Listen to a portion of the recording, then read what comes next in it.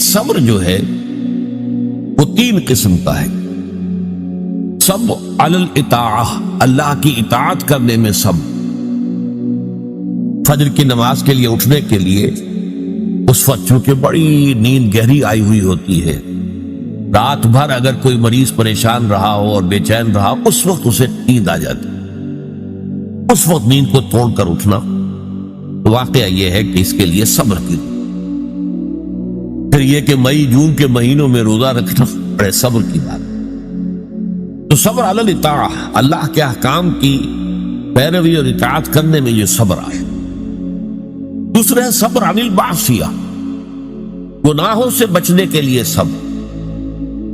آدمی دیکھ رہا ہے کہ میں اگر اپنا وعدہ توڑ دوں تو مجھے بہت نفع ہو جائے گا، لیکن یہ معصیت ہے، اس سے رکنا تو اپنے نفس کو تھامنا ہوگا کہ وہ نفع کو نظر انداز کر دے اور اپنی بات پر جمع رہے۔ جب کوئی اور نفسانی خواہش ہے وہ ابھرتی ہے تو اس کو روکنے کے لیے انسان کے اندر طاقت چاہیے، یہ صبر۔ تیسرا صبر جو ہے وہ ہے صبر علی الابتلاء، آزمائش پر صبر۔ اللہ تعالیٰ کی طرف سے یہ ہمیشہ کا ایک قاعدہ ہے، قانون ہے کہ جو لوگ بھی ایمان کا دعویٰ کریں ان کو جانچا جاتا ہے، پرکھا جاتا ہے، امتحانات میں سے گزارا جاتا ہے، آزمائشوں کی بھٹیوں میں سے گزارا جاتا ہے۔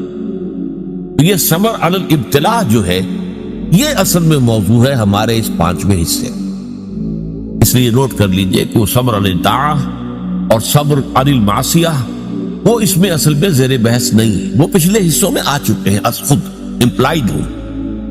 لیکن صبر علی الابتلاء، آزمائشوں کے اندر جمے رہنا، کوئی تکلیف ہے، پرسیکیوشن ہے، کسی طریقے سے آپ کو ستایا جا رہا ہے، وربل پرسیکیوشن ہے یا فزیکل پرسیکیوشن ہے، زبانی ایذا دی جا رہی ہے یا جسمانی ایذا دی جا رہی ہے، اس پر صبر کرنا، جانی نقصان ہے اس پر صبر کرنا، مالی نقصان ہے اس پر صبر کرنا، یہ سارے صبر جو ہے یہ در حقیقت یہ موضوع ہے اس 5ویں حصے۔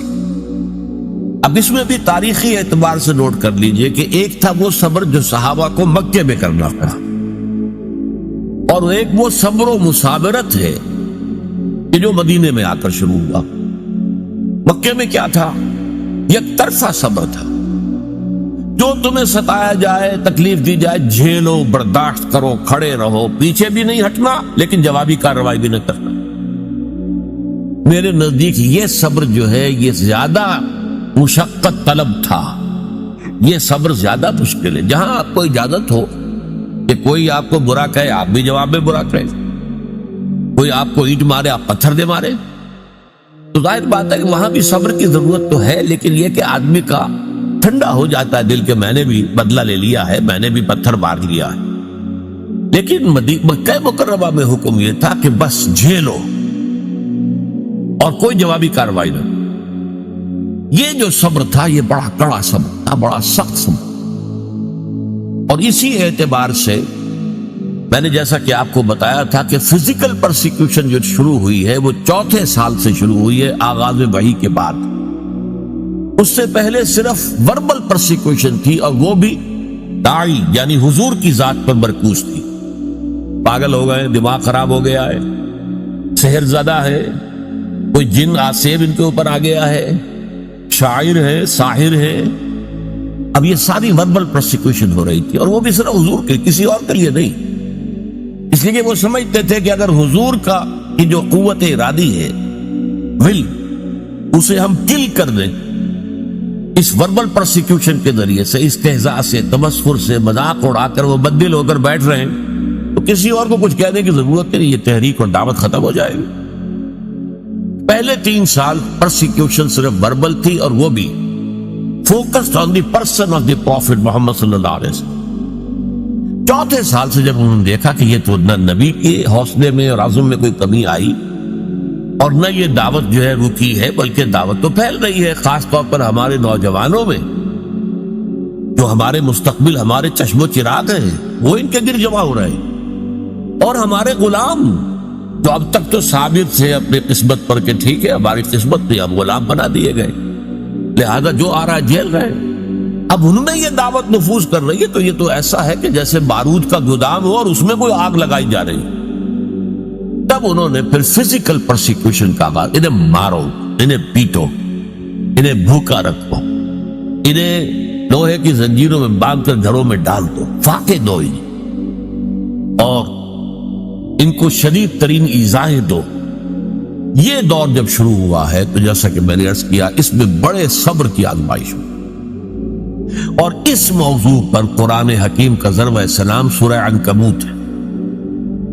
سورہ عنکبوت کا پہلا رکوع آیات 13 ہیں، اگرچہ اس میں ایک آیت جو ہے تو الف لام میم حروف مقطعات کی ہے، باقی 12 آیات قرآن مجید میں صبر علی الابتلاء کا جامع ترین مقام، جامع ترین مقام، اس پر ہم نے پوری تفصیل سے گفتگو۔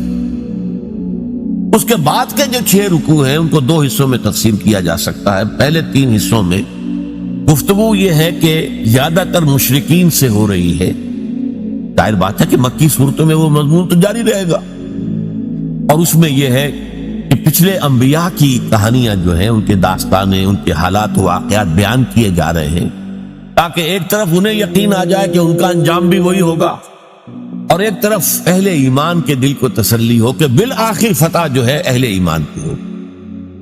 یہ 3 رکوع ان دونوں پر مشتمل ہے، اگرچہ اس میں 2 باتیں بڑی بنیادی صبر کے ضمن میں بہت ہی بنیادی اہمیت کی آئی ہیں، وہ میں نے نوٹ کروائی تھی آپ کو۔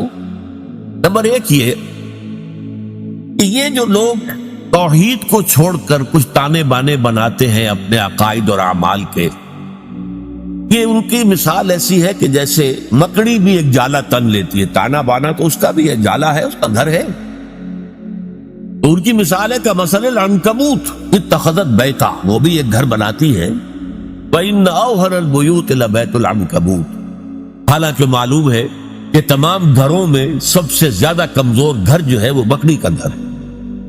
تو ان کے یہ تانے بانے بے بنیاد ہیں، غیر معقول ہیں، نہ فطرت میں بنیاد ہے نہ عقل میں بنیاد۔ ذرا سی آپ اس کا تجزیہ کریں گے تو معلوم ہو جائے گا کہ بے بنیاد ہے، بے اصل ہے، ان کی کوئی حیثیت ہی نہیں۔ اور دوسری مثال بہترین دی تھی، اور وہ یہ کہ حق کے منکشف ہونے کے باوجود جو لوگ باطل پر اڑے رہتے ہیں، ان میں بڑی تعداد ایسے لوگوں کی ہوتی ہے جو صرف اپنے تعلقات کی بنا پر وہیں پہ جمے رہتے۔ کیا کریں، اگر ہم بدل لیں گے بات تو ٹھیک ہے، لیکن ہم نئی بات قبول کریں گے تو اپنے خاندان والوں سے کٹ جائیں گے، اپنے رشتہ داروں سے کٹ جائیں گے۔ کوئی جماعت ہے اس میں ہم شریک ہیں، لیکن اتنے سال ہو گئے، ہمیں 50 برس ہو گئے، ہماری رشتہ داریاں اسی جماعت میں ہو گئی ہیں، ہمارے کاروباری اتحاد وہی ہے، اب اس جماعت کو چھوڑ کر ہم کیسے جو ہیں پنپے کے کیسے؟ اس لیے کہا گیا ہے کہ ان کی مثال کیا ہے، کہ ان کا معاملہ یہ ہے کہ مودۃ بینکم فی الحیات الدنیا، تم باطل پر اڑے ہوئے ہو صرف اپنی دنیاوی جو زندگی ہے اس کے محبتوں اور تعلقات کی وجہ سے۔ یہ نہیں ہے کہ تم اس پر مطمئن ہو، کنونسڈ ہو، حقیقت تم پر منکشف ہو چکی ہے، یہ بات صحیح نہیں ہے، ہم غلط راستے پر جا رہے ہیں، لیکن مودۃ بینکم فی الحیات الدنیا یہ چیز ہے جو تمہیں روکے ہوئی ہے، آپ اس کو چھوڑ نہیں سکتے۔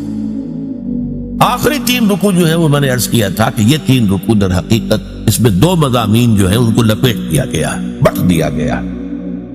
ان میں سے ایک مضمون ہے وہی اہل ایمان سے خطاب، کہ آزمائش کے وقت کیا چیزیں ہیں جو تمہیں قائم رکھیں گی، تمہیں طاقت کس سے حاصل ہے، صبر کی بنیاد کن چیزوں پر قائم ہے۔ تو اس میں ہم نے دیکھا کہ جو 21ویں پارے کی جو پہلی آیات ہے نہایت جامع تھی، ذکر کی اہمیت، اتل ما اوحی الیک من الکتاب واقم الصلاۃ ان الصلاۃ تنہی عن الفحشاء والمنکر ولذکر اللہ اکبر۔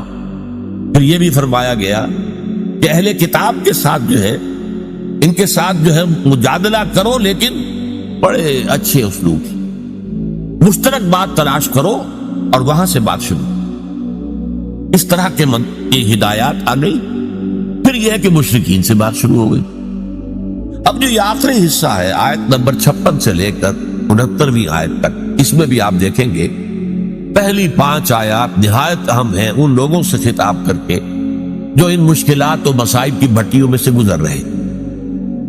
ان میں سے بعض لوگ ایسے بھی تھے کہ جن کے صبر کا پیمانہ اب لبریز ہو رہا تھا، مزید ہمت اپنے اندر نہیں پاتے تھے اس پرسیکیوشن کو برداشت کرنے۔ ان کے لیے ایک راستہ کھول دیا گیا اجازت دے دی گئی ہجرت. اگر تم ہمارے دین پر قائم نہیں رہ سکتے، اس جگہ پر اتنی سختی ہے، اتنا تشدد ہے، تو ٹھیک ہے تم ہجرت کر جاؤ، میری زمین بڑی وسیع ہے، بڑی کشادہ ہے، زمین سے نہ بندھے رہو. پروفیسر مرزا محمد منور صاحب ایک لفظ استعمال کیا کرتے تھے، میں اس کو انہی کے حوالے سے استعمال کر رہا ہوں. Islamic culture is not earth bound. اسلامی تہذیب اور ثقافت جو ہے وہ زمین سے جڑی ہوئی نہیں ہے. ایک ہوتا زمین، بھارت ماتا، ہم سب بھارت کی اولاد ہیں، نہیں، سنز آف دی سوئل، نو. ہمارا تعلق نظریات سے ہے، اللہ سے ہے، ایمان سے ہے.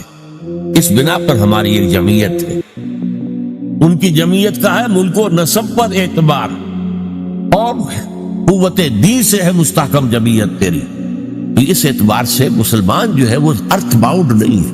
اگر ایک جگہ پر رہتے ہوئے تم دین پر نہیں چل سکتے، چھوڑو اس جگہ کو، دفع کر دو اسے، اور چلے کہیں اور چلے جاؤ. لیکن ساتھ ہی کچھ اور باتیں بھی کہہ دی گئی. تو یہ در حقیقت اور یہ موقع کیا تھا؟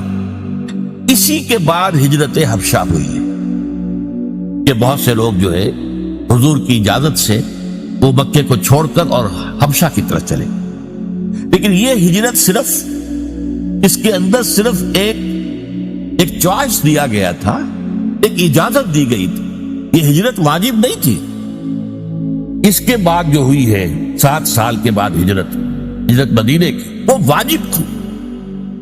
وہ تو ایک یوں سمجھئے کہ جو ریولوشنری پروسیس تھا محمد رسول اللہ صلی اللہ علیہ وسلم کا، اس کی اہم کڑی ہے، اس کا ایک ٹرننگ پوائنٹ ہے، وہ واجب تھی. لیکن یہ ہجرت جو تھی، جس کو اب ہجرت حبشہ کہتے ہیں، سن 5 نبوی میں جو ہوئی ہے، یہ ہجرت تھی اجازت، جا سکتے ہو. اگر نہیں تم سے جھیلا جا رہا تو ٹھیک ہے، تم مکے کی زمین کو خیر بات کہو، کہیں اور چلے جاؤ. اور کہاں چلے جائیں اس کی ہدایت حضور نے کر دی کہ حبشہ کا ملک ہے، زیادہ دور نہیں ہے حبشہ، درمیان میں صرف ریڈ سی ہے، دورہ قلزم، بس اس کو کراس کرو. کشتیوں میں بیٹھے اس کو کراس کیا، حبشہ پہنچ گئے. تو یہ ہجرت حبشہ کی طرف اشارہ ہو رہا ہے. تو ارشاد ہوا یا عبادی الذین آمنوا، یہی بڑا پیارا انداز، اے میرے وہ بندو جو ایمان لائے. ایک بات میں نے اس سے پہلے کئی مرتبہ کہی ہے آپ سے کہ قرآن مجید میں یا ایھا الذین آمنوا، یہ جو طرز خطاب ہے یہ صرف مکی صورتوں مدنی میں نہیں ہے. جبکہ ایک امت کی شکل بن گئی تھی، تحویل قبلہ ہو گیا، معلوم ہوا کہ نئی امت نئے مرکز کے گرد اب وجود میں آ گئی. لہذا وہاں یا ایھا الذین آمنوا، اور اس میں صرف صاحب ایمان نہیں، منافقین بھی شامل ہوتے ہیں. پورے قرآن میں کہیں منافقین کو نہیں کہا گیا یا ایھا الذین نافقوا، وہ بھی اپنے ایمان کے مدعی تھے، انہیں ایک مسلمان سمجھا جاتا تھا. اس لیے یا ایھا الذین آمنوا میں دونوں کور ہوتا ہے. قرآن مجید میں مکی صورتوں میں یا ایھا الذین آمنوا کا لفظ صرف ایک صورت میں آیا ہے، اور وہ صورت ہے کہ جس کے بارے میں اختلاف ہے کہ وہ مکی ہے یا مدنی. وہ سورہ حج ہے، اس کے بارے میں یہ رائے بھی ہے کہ وہ مکی ہے اور یہ رائے بھی ہے کہ مدنی. اور اس کی بعض آیات جو ہے جن سے محسوس ہوتا ہے کہ وہ مدنی ہے، وہ اصل میں میرے نزدیک برزخی آیات ہیں، نہ مکی نہ مدنی. یعنی حضور کے سفر ہجرت کے دوران نازل. مکہ آپ چھوڑ چکے، مدینہ ابھی پہنچے نہیں، دوران میں سفر جو آیات نازل ہوئی اس کو میں برزخی کہہ رہا ہوں. تو دنیا اور آخرت کی زندگی کے درمیان ایک مرحلہ ہے برزخی، ایسے ہی یہ مکی اور مدنی کے درمیان. پر اس کے علاوہ پوری مکی صورتوں کے اندر، ویسے وہ صورت بحیثیت مجموعی میرے نزدیک مکی ہے، لیکن اس کی وہ آیات جن کی بنا پر لوگوں نے یہ گمان کیا کہ مدنی ہے، وہ میرے نزدیک برزخی ہیں، یعنی مکی اور مدنی کے درمیان. باقی اگر مکی صورت میں خطاب ہوتا ہے تو یا عبادی الذین آمنوا، یا عبادی الذین اسرفوا، اور یہ بڑا ہی محبت آمیز، اے میرے وہ بندو جو ایمان لائے. اب اس سے زیادہ التفات اور عنایت اور توجہ، اپنائیت جسے کہ اے میرے وہ بندو. اسی کی ایک مثال آپ کو ملتی ہے سورہ زمر میں، قل یا عبادی الذین اسرفوا علی انفسہم لا تقنطوا من رحمت اللہ. اے نبی ان سے کہہ دیجیے اے میرے وہ بندو جنہوں نے اپنے اوپر ظلم کیا ہے، کوئی گناہ کمائے ہیں، کوئی معصیت کا ارتکاب کیا ہے، تو جان لو کہ تمہارا رب جو ہے وہ رحیم ہے، تواب ہے، وہ تو تمام گناہ معاف کر دے گا. لا تقنطوا، مایوس نہ ہو جائے گا اس کی رحمت سے. یا عبادی الذین اسرفوا لا تقنطوا من رحمت اللہ انہ یغفر الذنوب جميعا، سارے گناہ۔ حدیث میں آتا ہے کہ کوہ احد جتنے گناہ بھی ہو تو میں معاف کر دوں گا آنے واحد میں، توبہ کرو خلوص کے ساتھ، آنے واحد میں سب نسیہ منسیہ ہو جائیں گے جیسے کہ ان کا وجود تھا۔ وہی انداز ہے یا عبادی الذین آمنوا ان ارضی واسعۃ، دیکھو ہماری زمین بہت کشادہ، صرف مکہ ہی تو نہیں ہے رہنے کی جگہ، ارضی واسعۃ۔ ہاں عرب کے اندر جو ہے سارے علاقے وہ قریش کے تابع تھے، لہذا قریش کے مقابلے میں پناہ دینے والا کوئی قبیلہ نہیں، لہذا عرب کی سرزمین تو اپنی وسعت کے باوجود تنگ ہو چکی۔ البتہ عرب سے باہر پوری دنیا پڑی ہے، جاؤ، لیکن ڈٹے رہو، ایمان سے پیچھے نہ۔ ان ارضی واسعۃ فإیایا فاعبدون، بس میری ہی بندگی کرو، یہاں نہیں کر سکتے تو وہاں جا کر کرو۔ اس میں پھر حضور نے نشاندہی فرما دی صلی اللہ علیہ وسلم کہ جاؤ حبشہ میں چلے جاؤ، وہاں ایک بادشاہ ہے جو بڑا ہی انصاف پسند ہے، اس بادشاہ کے پاس نجاشی رحمت اللہ علیہ جو بعد میں ایمان بھی لے آئے اور انہیں تابعین میں شمار کیا جاتا ہے، کہ حضور کی زیارت تو ان ثابت نہیں ہے، نہیں ہوئی ہے، لیکن یہ کہ وہ ایمان لائے ہیں، صحابہ کو انہوں نے دیکھا ہے جو بھی گئے تھے ہجرت کر کے وہاں، لہذا انہیں تابعی شمار۔ ان ارضی واسعۃ فإیایا فاعبدون، میری ہی بندگی کرو۔ اسی سے ملتے جلتے اشعار ہیں حضرت علی رضی اللہ تعالی عنہ،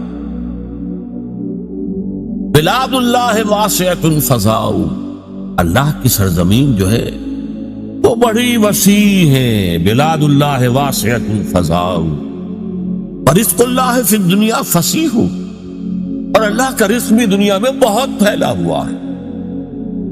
فقل لقائل القاعدین علی ہوان، تو ذرا جو لوگ بے عزتی بے غیرتی کی وجہ سے بھی رہ رہے ہیں کسی جگہ، ایک جگہ رہ رہے ہیں اگرچہ بے عزتی ہو رہی ہے، توہین ہو رہی ہے، اہانت ہو رہی ہے، ان کی حمیت کو کچلا جا رہا ہے، فقل للقاعدین علی ہوان، اس توہین آمیز روش کے باوجود جو وہاں بیٹھے ہوئے ہیں ان سے کہہ دو، فقل للقاعدین علی ہوان اذا ضاقت بکم ارض فصیحوا، اگر کوئی ایک زمین تم پر تنگ پڑ جائے تو چھوڑو اس کو، کہیں اور چلے گئے، اپنی عزت نفس کی حفاظت، اور یہاں معاملہ ایمان کا ہے، اپنے ایمان کی حفاظت۔